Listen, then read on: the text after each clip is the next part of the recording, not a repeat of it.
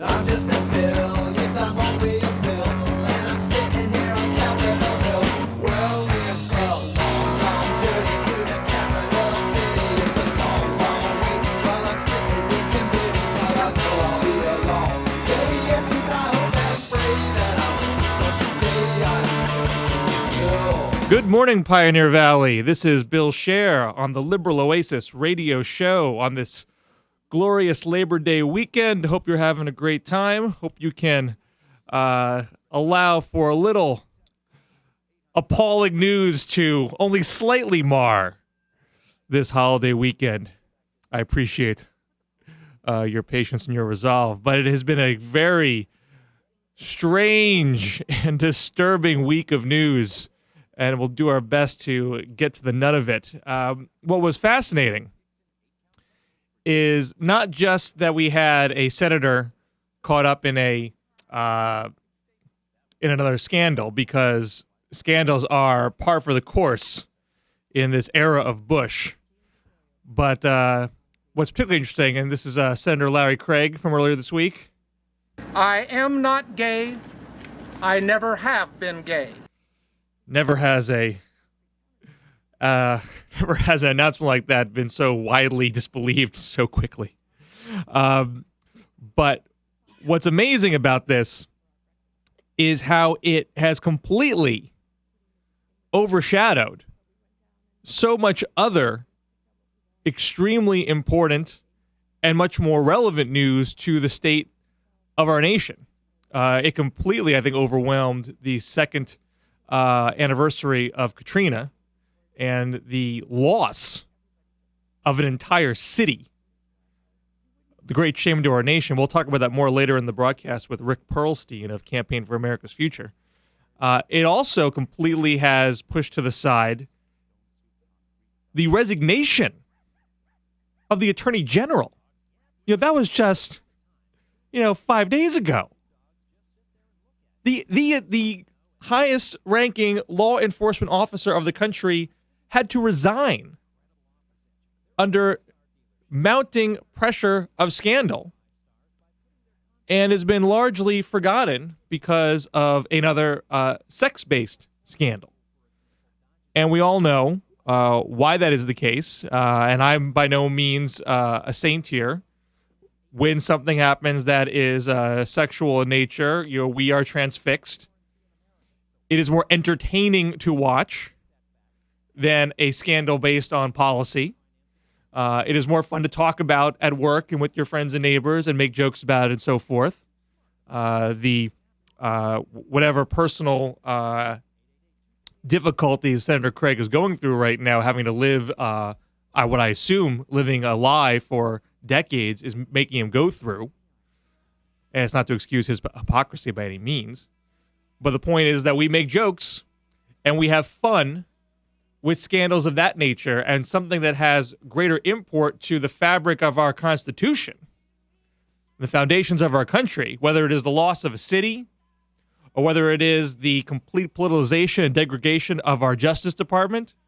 It is harder for us to stay focused on those things, and certainly when you have a media that is interested in a cheap ratings spike and not interested in informing the public about what's going on.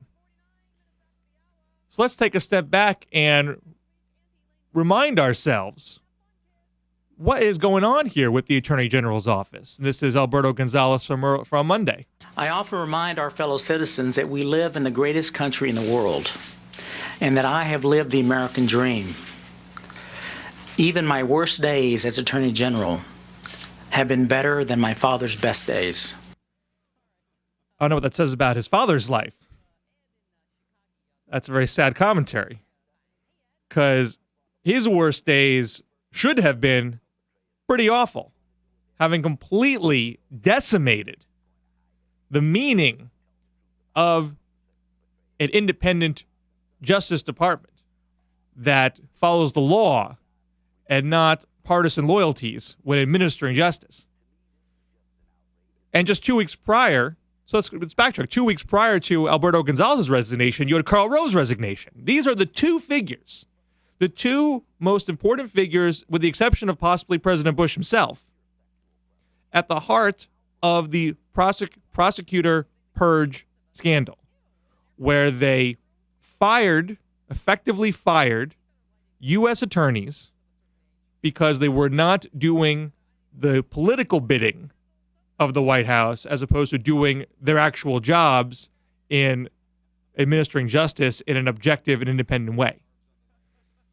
Karl Rove resigned just days after the Senate issued a subpoena to compel him to testify.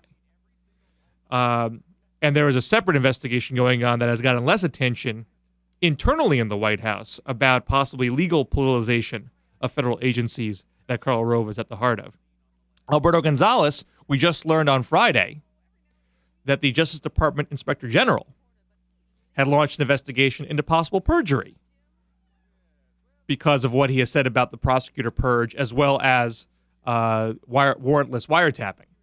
So normally, in a normal political environment where you have a media that is professionally skeptical and inquisitive and investigative, when major political figures step down under mounting pressure of scandal, that usually perks you up a little bit. It makes you say, maybe there's something going on here. You had weeks and months of Republicans saying, there's no evidence of any improper behavior in the Justice Department. No evidence at all. This is all just ginned up. What did Bush have to say about this at the commemoration of Alberto's resignation? It's sad. So sad. That we live in a time when a talented and honorable person like Alberto John Gonzales Kerry. Oh, I'm sorry, Gonzales.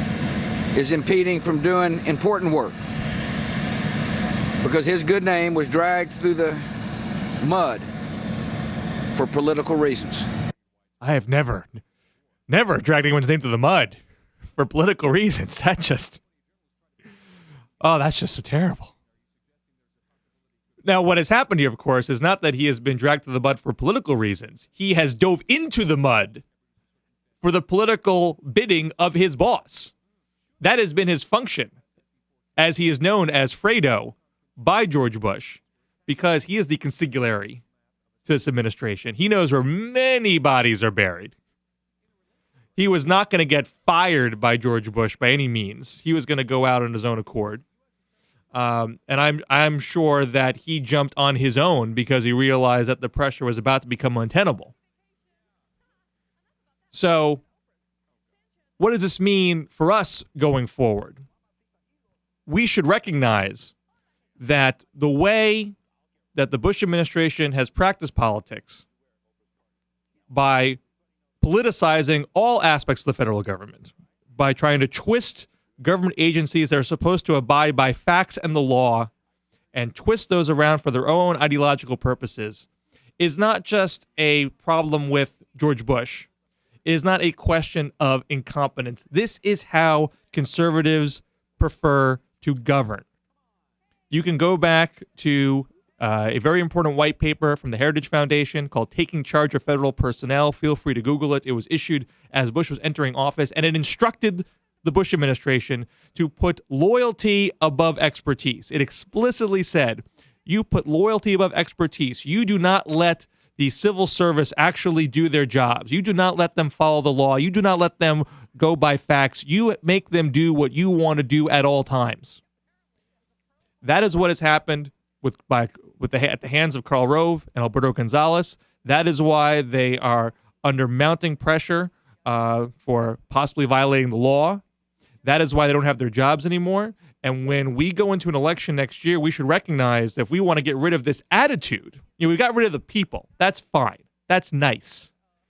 The attitude is still there. The philosophy of governance is still there. You can get rid of George Bush and it will still be there unless we replace it with something better.